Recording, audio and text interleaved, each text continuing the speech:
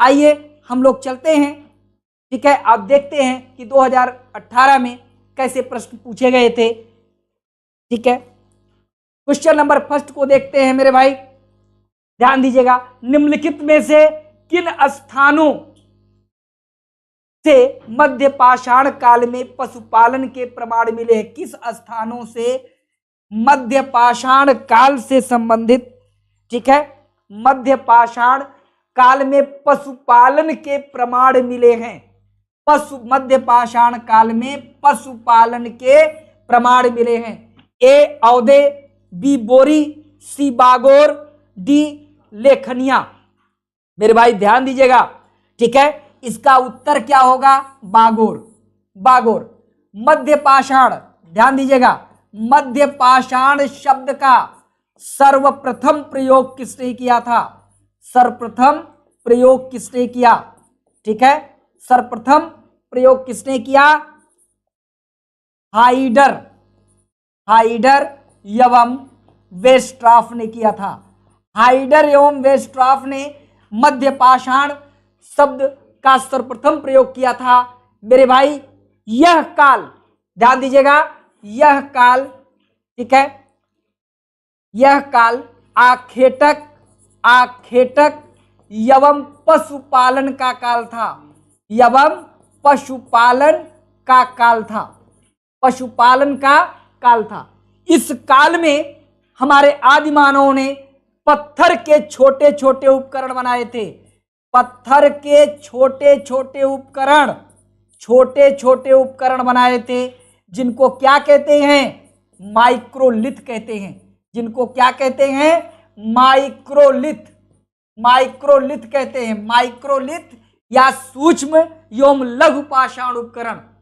मेरे भाई तो यहां उत्तर क्या हो जाएगा? बागोर। दो जगहों से पशुपालन का साक्ष्य मिला है मध्य पाषाण काल में। एक तो बागोर था और दूसरा क्या था? पहला तो बागोर था और दूसरा क्या था? आदमगढ़। आदमगढ़, आदमगढ़ मध्य प्रदेश। इस बात को भी आप ध्यान दीजिएगा, आदमगढ़ मध्य प्रदेश, ठीक है। तो मध्य पाषाण काल में पशुपालन के प्रमाण कहां से मिले हैं? बागोर से, ठीक है। बोरी जो है ये महाराष्ट्र का जिला है, ठीक है। हाँ, आइए आगे बढ़ते हैं नेक्स्ट क्वेश्चन पर। ध्यान दीजिएगा, बहुत ही इंपॉर्टेंट क्वेश्चन है मेरे भाई, ठीक है। ये बताने का, ये दिखाने का सिर्फ यही मतलब है मेरे भाई कि किस तरह के प्रश्न आए हैं और परीक्षा का जो स्वरूप था वो कैसा था और चेंजिंग क्या है, ठीक है। इन बिंदुओं पर आप ध्यान दिया करिए और खूब मेहनत करिए मेरे भाई। और कभी भी निराशा और नर्वसता अपने मन में मत लाइएगा, क्योंकि कहा जाता है मुर्दे को प्रभु देत है, कपड़ा लकड़ा आग, जिंदा नर चिंता करे ताके बड़े अभाग। मेरे भाई भगवान मुर्दे को भी दे देता है कपड़ा लकड़ा आग, ठीक है। तो मनुष्य जिंदा होकर के काहे चिंता करे? कर्म करे, और कर्म में ही हमारा अधिकार है। भगवान श्री कृष्ण ने गीता में अर्जुन से कहा था, कर्मंडे वाधिकारस्ते मां फलेषु कदाचन। कर्म करो लेकिन फल की इच्छा मत करो, ठीक है। फल देने वाला कौन है? ईश्वर है, मालिक है, वह देता है, लेकिन हमें कर्म से पीछे नहीं हटना चाहिए। आइए देखते हैं नेक्स्ट क्वेश्चन पर। निम्न में से सिंधु सभ्यता से संबंधित कौन से केंद्र उत्तर प्रदेश में स्थित हैं? ठीक है, निम्न में से सिंधु सभ्यता से संबंधित कौन से केंद्र उत्तर प्रदेश में स्थित है? नीचे दिए गए कूटों में से सही का चयन करिए। ए, ध्यान दीजिएगा, ए कालीबंगा, बी लोथल, ठीक है, सी आलमगीरपुर और चौथा है हुलास, ठीक है। तो ध्यान दीजिएगा, बहुत ही इंपॉर्टेंट है मेरे भाई, कौन कौन से स्थल हैं जो कि आपके उत्तर प्रदेश में स्थित है। सीधा सीधा दिखाई दे रहा है मेरे भाई, ठीक है। तो ध्यान दीजिए, कालीबंगा कहां है? राजस्थान में। राजस्थान में घग्गर नदी पर स्थित है, ठीक है। लोथल कहां है मेरे भाई? गुजरात में। यह सिंधु सभ्यता का बंदरगाह था लोथल, ठीक है। आलमगीरपुर उत्तर प्रदेश के, ठीक है, मेरठ जिले में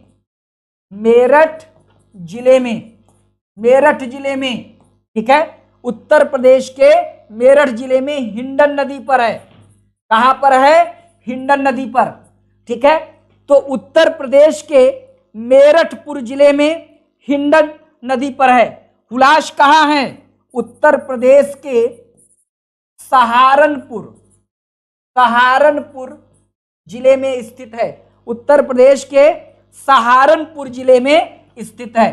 ठीक है, तो मेरे भाई ध्यान दीजिएगा, यहां स्पष्ट हो गया कि कौन से दो स्थल जो है उत्तर प्रदेश में स्थित है।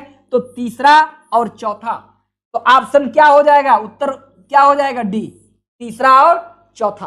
ठीक है, तो ध्यान दीजिएगा मेरे भाई। चलते हैं हम लोग नेक्स्ट क्वेश्चन पर।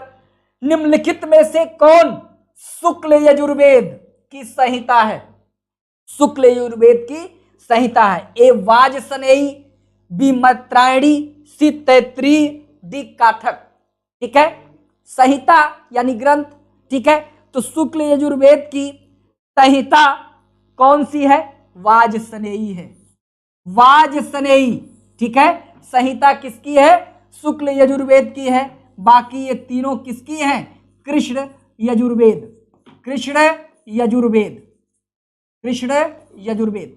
ध्यान दीजिएगा, यजुर्वेद, थोड़ा सा यजुर्वेद के बारे में समझिए। यजुर्वेद कहा जाता है गद्य एवं पद्य, गद्य एवं पद्य दोनों में रचित वेद, दोनों में रचित वेद, दोनों में रचित वेद। ठीक है, यजुर्वेद को दो भागों में बांटा जाता है।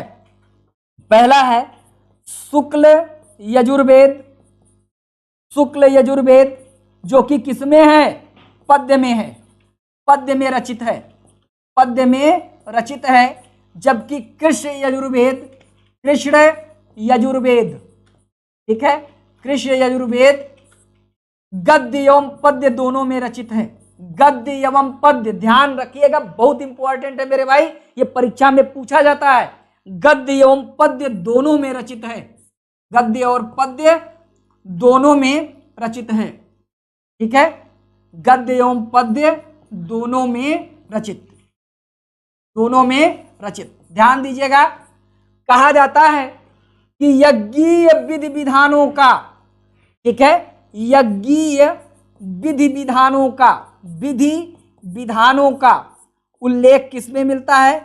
विधि विधानों का उल्लेख यानी यज्ञीय कर्मकांडों का उल्लेख किसमें मिलता है? यजुर्वेद में।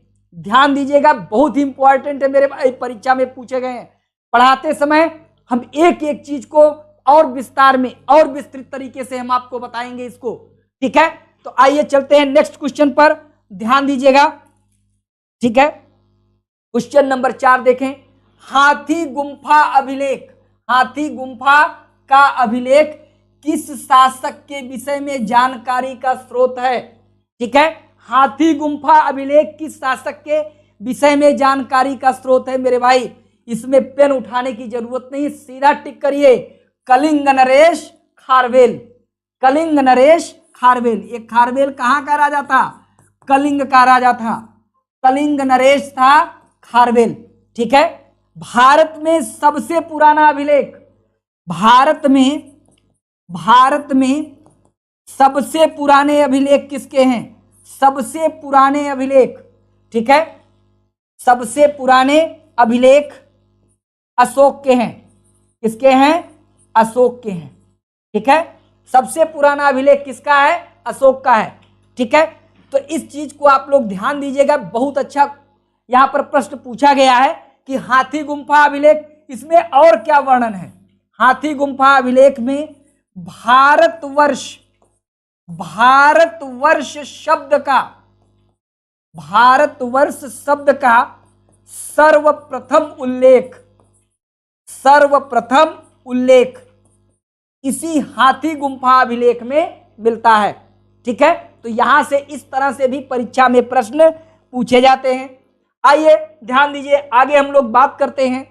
ठीक है, हाँ, क्वेश्चन नंबर 5 का सूची 1 और सूची 2 को सुमेलित कीजिए और नीचे दिए गए कूटों में सही उत्तर का चयन कीजिए। सूची 1 में दक्षिण भारत के समुद्रगुप्त के समकालीन नरेश, ध्यान दीजिएगा, समुद्रगुप्त के समकालीन नरेश, और इधर है सूची 2 में उनके राज्य। ठीक है, सूची 2 में क्या है, उनके राज्य हैं, ध्यान दीजिएगा। तो हाँ, ए धनंजय, उनके सामने राज्य है अवमुक्त, बी नीलराज उनके सामने है कंची, सी उग्रसेन उनके सामने कुस्तलपुर है, डी विष्णुगोप, यहां विष्णुगोप होना चाहिए, उनके सामने है पालक्का। ठीक है, तो अब इसको मिलान करना है मेरे भाई, ध्यान दीजिएगा, ये दक्षिण भारत के समुद्रगुप्त के समकालीन नरेश हैं और उनके राज्य हैं। ठीक है, तो इसका उत्तर मेरे भाई क्या हो जाएगा, सी। आइए हम लोग मिलान करते हैं। धनंजय ये कहां का था, कुस्तलपुर का था। नीलराज अवमुक्त, ये सब दक्षिण भारत के राज्य हैं, ध्यान रखिएगा। ठीक है, फिर इसके बाद है उग्रसेन, उग्रसेन पालक्का, और विष्णुगोप कंची का था।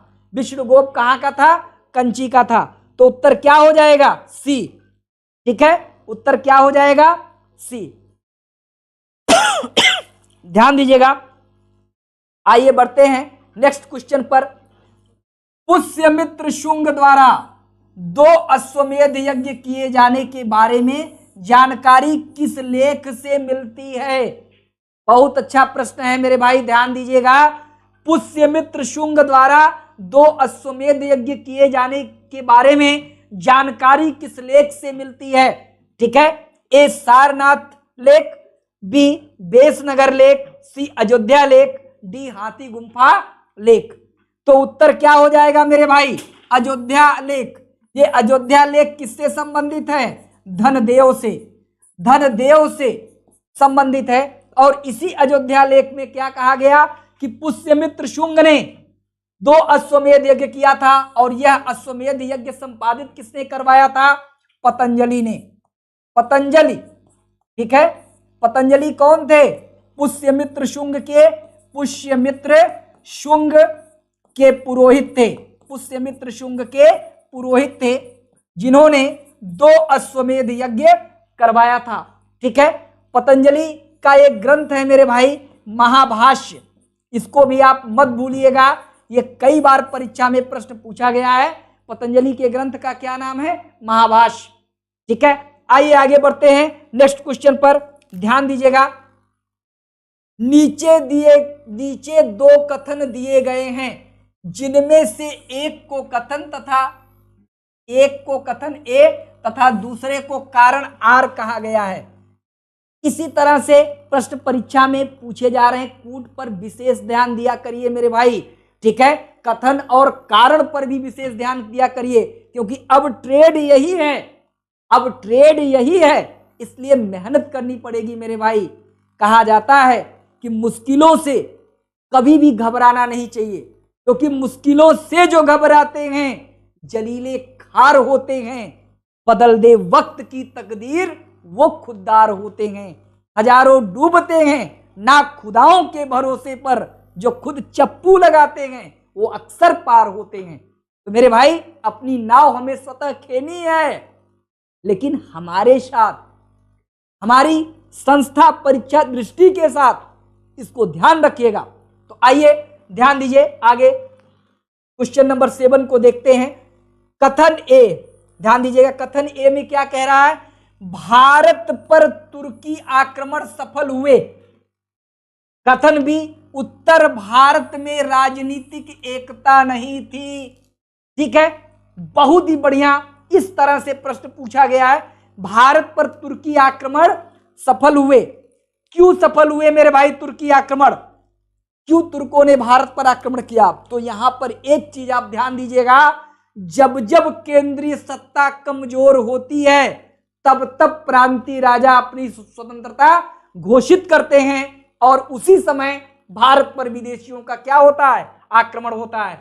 तो भारत पर तुर्की आक्रमण सफल हुए थे। तो तुर्की आक्रमण जो हुआ था वो किसके किसके नेतृत्व में हुआ था, थोड़ा सा यहां ध्यान दीजिए। तुर्की आक्रमण हुआ था सुबुक्तगीन के समय में, और सुबुक्तगीन का ही पुत्र था महमूद गजनवी का नाम आपने सुना होगा। इसने भारत पर 17 बार आक्रमण किया था और यह विश्व का पहला सुल्तान माना जाता है। ठीक है, इतिहासकार हेनरी इलियट ने क्या कहा था कि महमूद गजनवी ने भारत पर 17 बार आक्रमण किया था और इसके आक्रमण का उद्देश्य क्या था?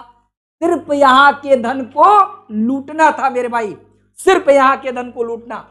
तो ये ठीक है। तो उत्तर भारत में राजनीतिक एकता नहीं थी, तो ये दोनों सही है मेरे भाई, ये सही व्याख्या कर रहा है। तो इसका मतलब एक सही है।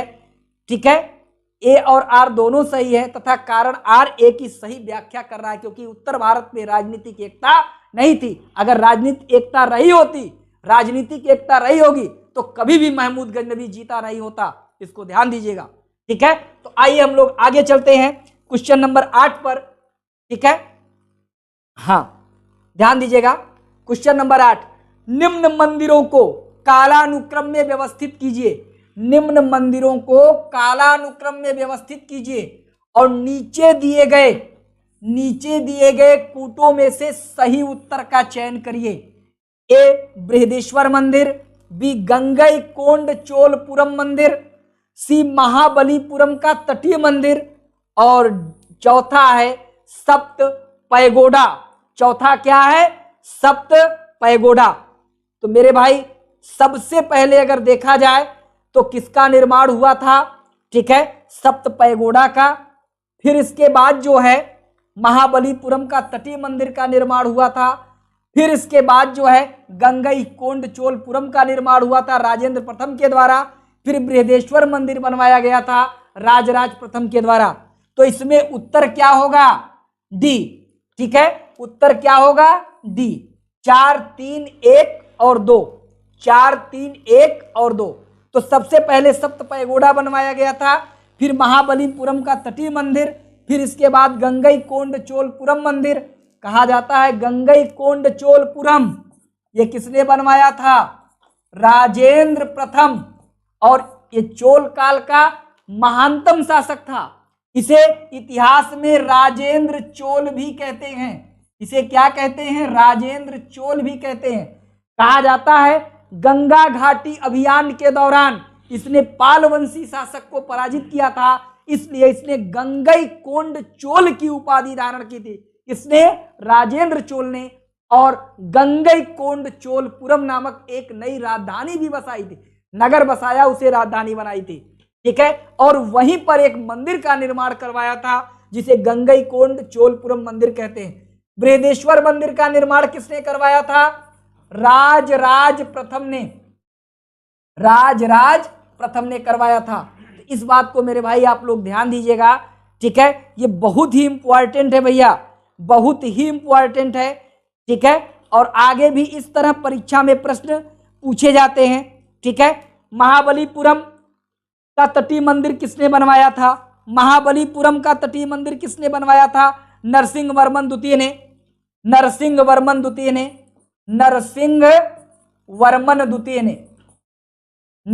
वर्मन द्वितीय ने बनवाया था। ध्यान दीजिएगा। ठीक है, हाँ, ये 700 से 728 ईस्वी में बना था। ये कब बना था इसको भी ध्यान दीजिएगा। 700 से 728 ईस्वी में, 700 से 728 ईस्वी में बना था। ठीक है, सप्त पैगोडा, ठीक है, ये मामल्य शैली में बना हुआ था। 630 से ये मंदिर कब बना था? 630 से 668 ईस्वी का है। 630 से 668 ईस्वी का है। और इसको बनवाया किसने था? नरसिंह वर्मन प्रथम ने। इसको नरसिंह वर्मन द्वितीय ने बनवाया था महाबलीपुरम का, ये ध्यान रखिएगा। और सप्त पैगोडा को बनवाया था नरसिंह वर्मन।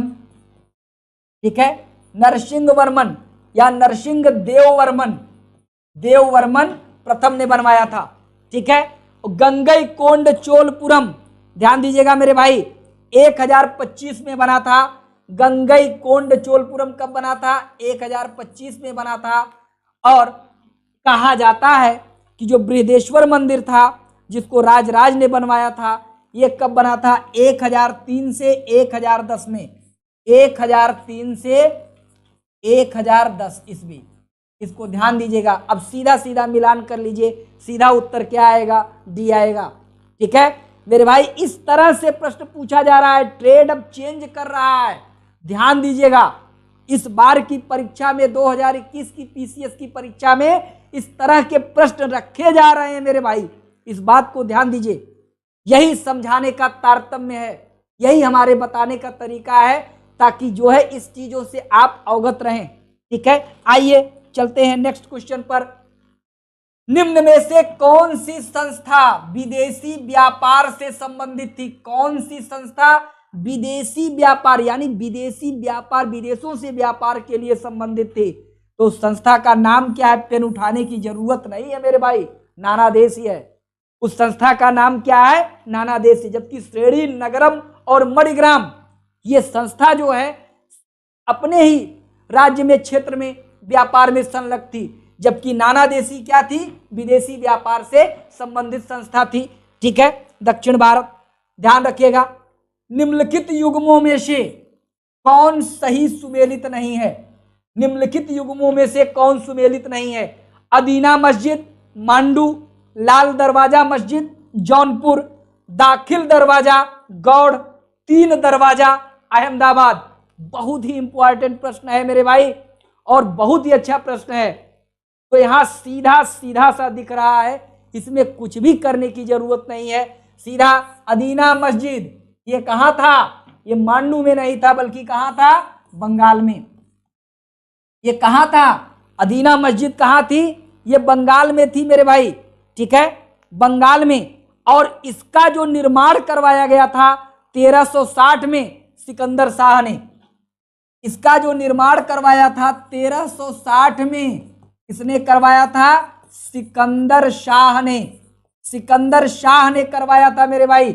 ठीक है, लाल दरवाजा मस्जिद ये कहां पर है? जौनपुर में है।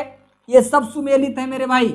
ठीक है, दाखिल दरवाजा गौड़ और तीन दरवाजा अहमदाबाद, ये सब सुमेलित हैं। ठीक है, लेकिन ध्यान रखना अदीना मस्जिद जो है ये बंगाल में थी, न कि मांडू में।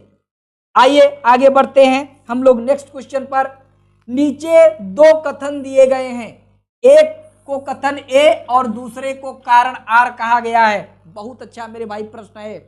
इसी तरह के प्रश्न पर आपको विशेष ध्यान देने की आवश्यकता है अब परीक्षाओं में।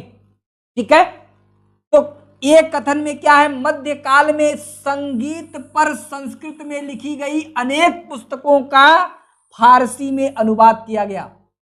मध्यकाल में संगीत पर संस्कृत में लिखी गई अनेक पुस्तकों का फारसी में अनुवाद किया गया। कथन क्या है? कथन, ठीक है, यहां पर कारण होना चाहिए मेरे भाई। यहां पर दोनों कथन हो गया है। ठीक है, कथन ए और यहां पर कथन की जगह मेरे भाई कारण, यहां पर कारण होना चाहिए था। ठीक है, आरंभिक चिश्ती सूफी संत सभाओं जिन्हें समा कहा जाता है के शौकीन थे। जिन्हें समा कहा जाता है के शौकीन थे। ठीक है, तो मेरे भाई कथन में ये भी सही है और ये भी सही है, दोनों सही है मेरे भाई। लेकिन अब देखिए कूट में क्या दिया है, देखा जाए कूट में क्या दिया है। तो यहां कूट में क्या दिया है? एक कथन ए और आर दोनों सही है। आर कथन ए की सही व्याख्या है। नहीं मेरे भाई, ये व्याख्या नहीं है। ठीक है, ये सही व्याख्या, ठीक है, हाँ, बी देखिए कथन ए तथा कारण आर दोनों सही हैं। ठीक है, किंतु कारण आर कथन ए की सही व्याख्या नहीं। इसका मतलब मेरे भाई बी सही है, यानी दोनों कथन सही हैं लेकिन व्याख्या नहीं कर रहा है। ठीक है, चलिए आगे देखते हैं। निम्नलिखित युग्मों में कौन सही सुमेलित नहीं है? ठीक है, एक तरफ रियासत और दूसरी तरफ शासक हैं। तो ए देवगिरी शंकर देव, बी बारंगल रामचंद्र देव, सी होयसल वीर बल्लाल, सी डी मथुरा वीर पांडे। बहुत ही बढ़िया क्वेश्चन है मेरे भाई, और बहुत ही बढ़िया इसी तरह के क्वेश्चन परीक्षा में बनाए जाते। अभी जैसा कि ध्यान दीजिएगा 2017 वाले में हमने करवाया था वारंगल, ये काकतीय वंश की राजधानी थी। ठीक है, और वहां का शासक था प्रताप रुद्रदेव। तो यहां सीधा सीधा आपको कुछ भी पेन उठाने की जरूरत नहीं है। ये रामचंद्र देव जो थे ये कहाँ के शासक थे? देवगिरी के शासक थे। ठीक है, देवगिरी के शासक थे रामचंद्र देव और शंकर देव। शंकर देव और रामचंद्र देव ये दोनों किसके शासक थे? देवगिरी के शासक थे। ठीक है, जो वारंगल का शासक था उसका नाम था प्रताप रुद्र देव। प्रताप रुद्र देव, ध्यान रखिएगा। ठीक है, वैसल वीर बल्लाल ये भी सही है। मदुरा वीर पांड्या ये भी सही है। तो यहां पर मेरे भाई ध्यान देना, आपका उत्तर क्या हो जाएगा? वारंगल। वारंगल रामचंद्र देव। आइए नेक्स्ट क्वेश्चन पर चलते हैं हम लोग। निम्नलिखित युग्मों में कौन सही सुमेलित नहीं है? निम्नलिखित युग्मों में कौन सही सुमेलित नहीं है? बहुत ही अच्छा प्रश्न। इसी तरह के प्रश्न अब के ट्रेंड के हिसाब से आ रहे हैं। ए ध्रुवदास भगत नामावली। ध्रुवदास भगत नामावली मेरे भाई ये करेक्ट है। नाभादास भक्तमाल ये भी सही है। नाभादास ने क्या किया है? भक्तमाल। ठीक है, नाभादास, हाँ बहुत बढ़िया भैया, नाभादास। ठीक है, भक्तमाल। सी रसखान रसिक प्रिया मेरे भाई यही गलत है। रसिक प्रिया के लेखक कौन हैं? रसखान नहीं होंगे, रसखान नहीं होंगे, बल्कि कौन होंगे? केशव दास होंगे, रसखान नहीं होंगे। और उस्मान चित्रावली। ये सी वाला ऑप्शन जो है मेरे भाई यही गलत है, क्योंकि रसखान ने रसिक प्रिया नहीं लिखी थी। ठीक है, कहा जाता है रसिक प्रिया को किसने लिखा था? केशव दास ने। ठीक है, आइए चलते हैं नेक्स्ट क्वेश्चन पर। मध्यकालीन भारत के ऐतिहासिक स्रोतों में, अब देखिए ये सतही निकाल के ले आया है प्रश्न आयोग। क्या लाया है? मध्यकालीन भारत के ऐतिहासिक स्रोतों में चकला शब्द का प्रयोग हुआ है। ठीक है, यह ए परगना के समानार्थी था, बी सरकार के समानार्थी था, सी सूबा और परगना के बीच क्षेत्रीय इकाई था। सूबा और परगना के बीच की क्षेत्रीय इकाई था, लेकिन सरकार के समानार्थी नहीं था। ठीक है, सरकार के समानार्थी था ही नहीं, बल्कि क्या था? सूबा और परगना के बीच क्षेत्रीय इकाई। मेरे भाई ये 100% आंख मूंद करके आप इसको टिक करिए, सी वाला ऑप्शन सही है। ठीक है, यहां लिखा है उपलिखित में से कोई नहीं, यानी उपयुक्त में से कोई नहीं। ऊपर जो लिखित है इनमें से कोई नहीं, जबकि ये गलत है। यहां ध्यान दीजिएगा, ये कौन सा इसमें आंसर होगा? सी, क्योंकि ये सूबा और परगना के बीच की क्षेत्रीय इकाई था, लेकिन सरकार के समानार्थी नहीं था। ठीक है, आइए आगे बढ़ते हैं। दिल्ली में पुराना किला, ध्यान दीजिए, पहले ही लिख दिया दिल्ली में पुराना किला, इसे किला ये कुहना कहते हैं। ठीक है, के सामने खैरुल मंजिल नामक मस्जिद का निर्माण किसने करवाया? मोस्ट इंपॉर्टेंट मेरे भाई, मोस्ट इंपॉर्टेंट, इसको ध्यान रखिएगा, ये फिर परीक्षा में आएगा और ये पूछा गया प्रश्न है। ठीक है, तो यहां जो इसका निर्माण करवाया था ये किसने करवाया था? माहम अनगा ने। माहम अनगा कौन थी? माहम अनगा अकबर की धाय मां, अकबर की धाय मां, धाय मां। हमीदा बानू बेगम कौन थी? ठीक है, अकबर की माता थी, अकबर की माता हमीदा बानू बेगम। ठीक है, हाँ, सलीमा सुल्तान या सलीमा बेगम कौन थी? बैरम खां की विधवा थी, जिससे अकबर ने विवाह किया था, और जीजी अनगा भी थी। तो कुल मिला जुला के ध्यान दीजिएगा। ठीक है, हाँ, जीजी अनगा, माहम अनगा, हमीदा बानू बेगम, सलीमा सुल्तान। ठीक है, तो इसमें आपका उत्तर क्या हो जाएगा? खैरुल मंजिल नामक मस्जिद का निर्माण किसने करवाया? माहम अनगा ने। आइए चलते हैं हम लोग नेक्स्ट क्वेश्चन पर। निम्नलिखित को कालानुक्रम में व्यवस्थित कीजिए और नीचे दिए गए कूट से सही उत्तर का चयन करिए। अब देखिए मेरे भाई, सेम अब प्रश्न कैसे पूछा गया है, क्या तारतम्य है प्रश्न पूछने का, क्या तरीका है, इसको ध्यान दीजिए। कालानुक्रम में व्यवस्थित कीजिए और नीचे दिए गए कूट से सही उत्तर का चयन कीजिए। ए मोहम्मद शाह, बी जहांदार शाह, सी आलमगीर द्वितीय और डी अहमद शाह। तो तेजी से उत्तर कर लीजिए, ध्यान दीजिए। मोहम्मद शाह 1719 से 1748, 1719 से 1748। जहांदार शाह 1712 से 1713। आलमगीर द्वितीय 1754 से 1758। फिर इसके बाद अहमद शाह 1748 से 1754। 1748 से 1754। तेजी से मेरे भाई ध्यान दीजिएगा, ठीक है। तो सबसे पहले सबसे कम किसका है? जहांदर शाह, बी जहांदर शाह। फिर इसके बाद ए मोहम्मद शाह रंगीला 1719 से 1748। फिर इसके बाद कौन सा है मेरे भाई? डी 1748 से 1754। फिर इसके बाद है 54 से 58। इसका मतलब बी ऑप्शन सही है, ध्यान देना, बी ऑप्शन, ठीक है। पहले कौन है? पहले है जहांदर शाह, फिर इसके बाद ए मोहम्मद शाह, फिर डी अहमद शाह और फिर इसके बाद है सी आलमगीर द्वितीय। तो ध्यान दीजिएगा, आलमगीर द्वितीय के समय में प्लासी का युद्ध हुआ था। ये मोस्ट इंपॉर्टेंट है, ध्यान रखिएगा। प्लासी का युद्ध हुआ था, प्लासी का युद्ध, लेकिन इनमें इनका कोई रोल नहीं था। ये था 23 जून 1757। 23 जून 1757 को प्लासी का युद्ध हुआ था। एक तरफ थे सिराजुद्दौला, यहां हम युद्ध को करवा दे रहे हैं, लेकिन जब इसको थियरी पढ़ाएंगे तो विस्तृत समझाएंगे कि युद्ध क्या था, क्या यह युद्ध था या मात्र एक सैनिक झड़प था, ठीक है। किस तरह से मीर जाफर ने, जिसको आधुनिक भारत का पहला देशद्रोही कहा जाता है, अपने ही नवाब सिराजुद्दौला के साथ गद्दारी की थी और रॉबर्ट क्लाइव से जा मिला था, ठीक है। तो एक तरफ मेरे भाई ध्यान दीजिएगा, एक तरफ, ठीक है। तो यहां ध्यान दीजिए 23 जून 1757। एक तरफ कौन थे? सिराजुद्दौला, सिराजुद्दौला। और दूसरी तरफ कौन था? ध्यान देना, रॉबर्ट क्लाइव, रॉबर्ट क्लाइव। दूसरी तरफ कौन था?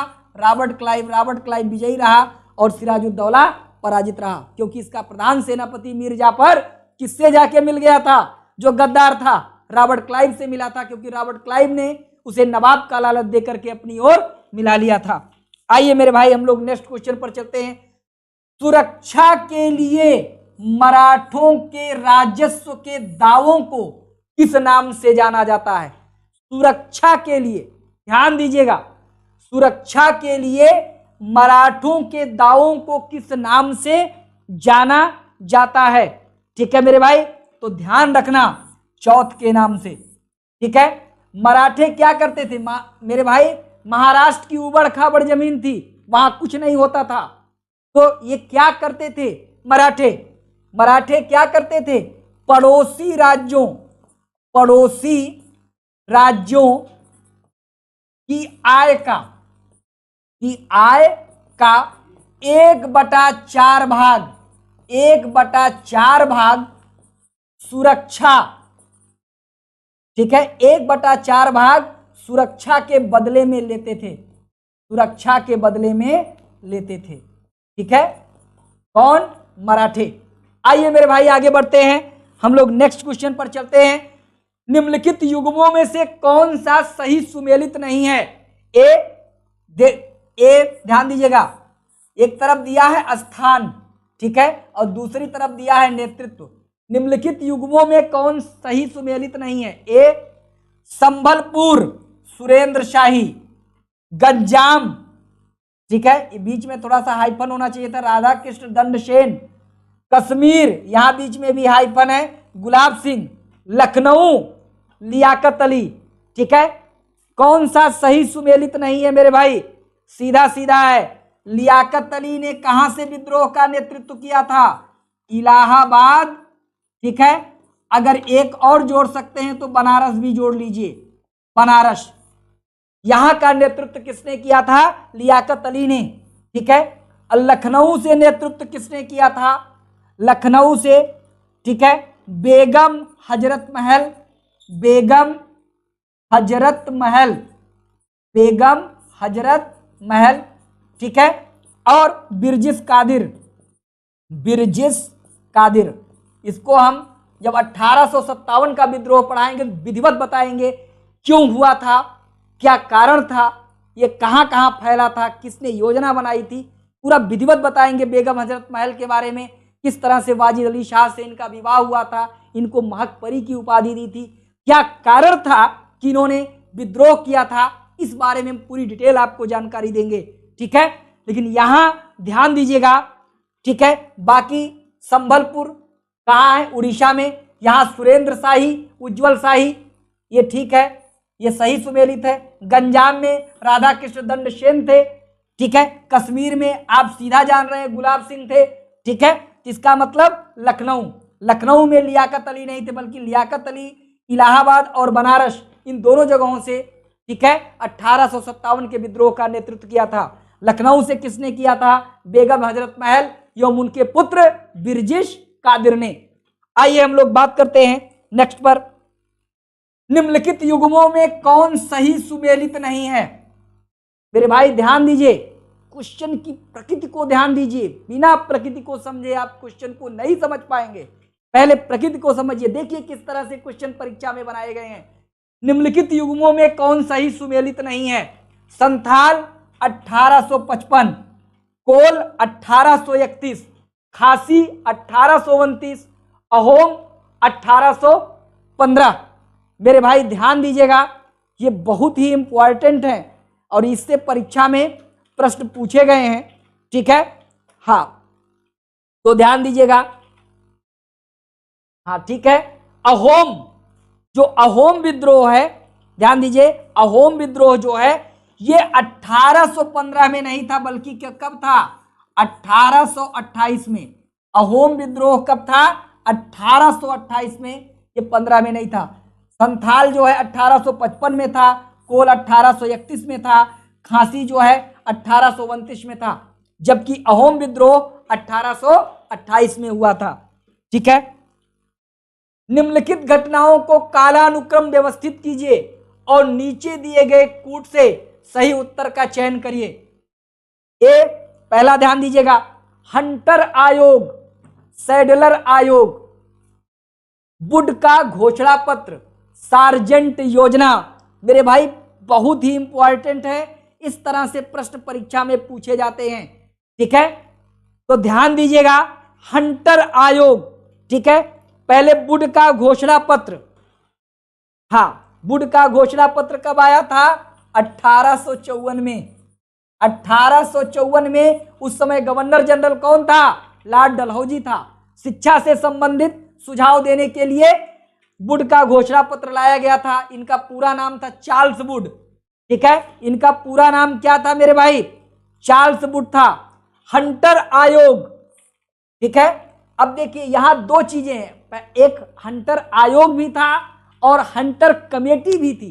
तो हंटर आयोग का जो गठन हुआ था वो 1882 में हुआ था और उस समय भारत के जो गवर्नर जनरल थे, ठीक है, सॉरी वायसराय थे, वो कौन थे, लॉर्ड रिपन थे, लॉर्ड रिपन। इसको भी साथ साथ समझते चलिएगा।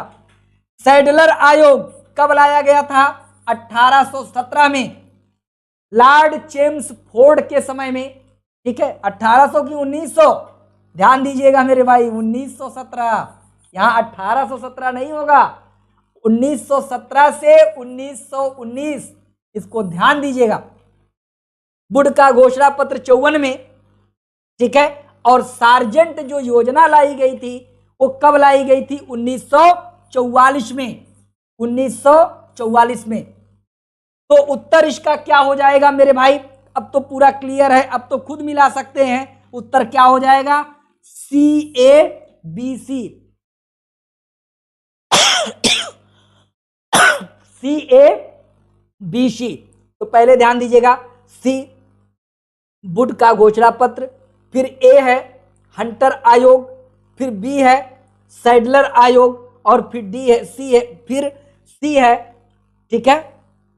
हाँ यहां पर थोड़ा सा ध्यान दीजिए मेरे भाई, यहां पर मिसप्रिंट हुआ है, ठीक है, यहां पर क्या हुआ है, थोड़ा सा ध्यान दीजिएगा, मिसप्रिंट हुआ है। हाँ, कभी कभी एरर हो जाता है, ह्यूमन गलती कभी कभी हो जाती है, इसलिए इस चीज को ध्यान दीजिएगा।